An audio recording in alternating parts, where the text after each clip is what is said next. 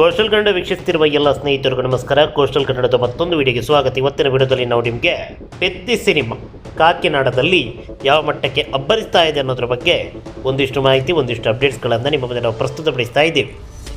ಮೊದಲಿಗೆ ಈ ಚಿತ್ರಮಂದಿರದ ಬಗ್ಗೆ ಹೇಳಲ್ಲ ಅಥವಾ ಪೆದ್ದಿ ಸಿನಿಮಾದ ಅಬ್ಬರದ ಬಗ್ಗೆ ಹೇಳಲ್ಲ ಪ್ರಶ್ನಾರ್ಥ.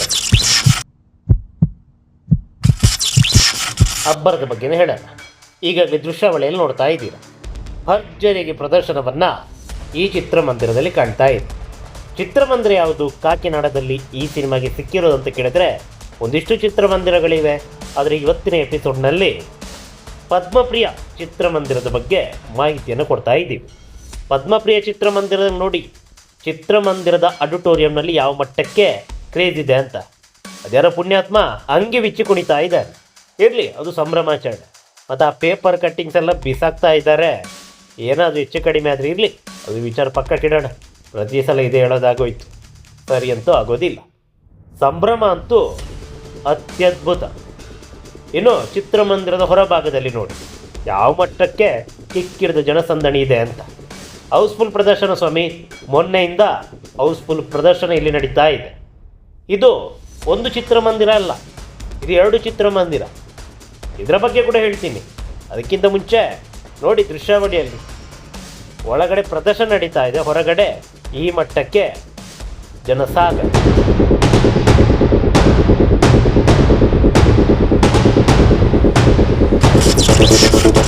ಇನಿ ಚಿತ್ರಮಂದಿರ ಒಂದು ಕಾಲದ ಸಿಂಗಲ್ ಸ್ಕ್ರೀನ್ ಚಿತ್ರಮಂದಿರ. 1973ರಲ್ಲಿ ಲೋಕಾರ್ಪಣೆಗೊಂಡಂತಹ ಚಿತ್ರಮಂದಿರ.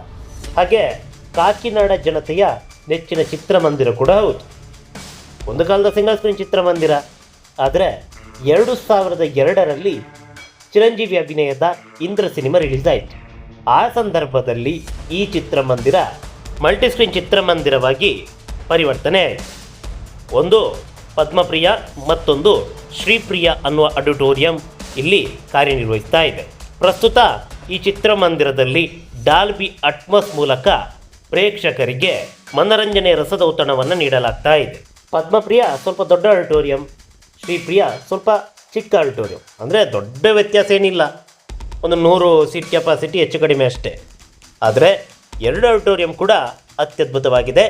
ಈ ಪದ್ಮಪ್ರಿಯ ಆಡಿಟೋರಿಯಂ ಇದೆಯಲ್ಲ, ಇದರಲ್ಲಿ ಡಾಲ್ಬಿ ಅಟ್ಮಾಸ್ ಸೌಂಡನ್ನು ಅಳವಡಿಸಿದರೆ ಶ್ರೀಪ್ರಿಯದಲ್ಲಿ ಡಾಲ್ಬಿ ಸೌಂಡನ್ನು ಅಳವಡಿಸಲಾಗಿದೆ. 2 ಕೂಡ ಅಷ್ಟೇ ಅತ್ಯದ್ಭುತವಾದಂಥ ಚಿತ್ರಮಂದಿರಗಳೇ. ಈ ಪೈಕಿ ಪದ್ಮಪ್ರಿಯದಲ್ಲಿ ಪೆದ್ದಿ ಸಿನಿಮಾ ಪ್ರಸ್ತುತ ಭರ್ಜರಿಯಾಗಿ ಪ್ರದರ್ಶನವನ್ನು ಕಾಣ್ತಾ ಇದೆ. ಯಾವ ಮಟ್ಟಕ್ಕೆ ಈಗಾಗಲೇ ದೃಶ್ಯಾವಳಿಯಲ್ಲಿ ನೋಡ್ತಾ ಇದ್ದೀರಾ.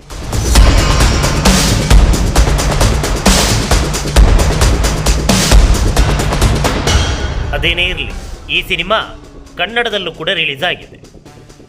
ಯಾರೆಲ್ಲ ಈ ಸಿನಿಮಾವನ್ನು ವೀಕ್ಷಣೆ ಮಾಡಬೇಕು ಅಂತ ಅಂದ್ಕೊಂಡಿದ್ದಾರೋ ಕನ್ನಡದಲ್ಲಿ ವೀಕ್ಷಿಸಿ ಆನಂದಿಸಿ. ಹಾಗೆ ಮುಂದಿನ ಎಪಿಸೋಡ್ನಲ್ಲಿ ಮತ್ತೊಂದು ಚಿತ್ರಮಂದಿರದಲ್ಲಿ ಪೆದ್ದಿ ಸಿನಿಮಾ ಯಾವ ಮಟ್ಟಕ್ಕೆ ಅಬ್ಬರಿಸ್ತಾ ಇದೆ ಎಲ್ಲವನ್ನ ಹೇಳ್ತೀವಿ.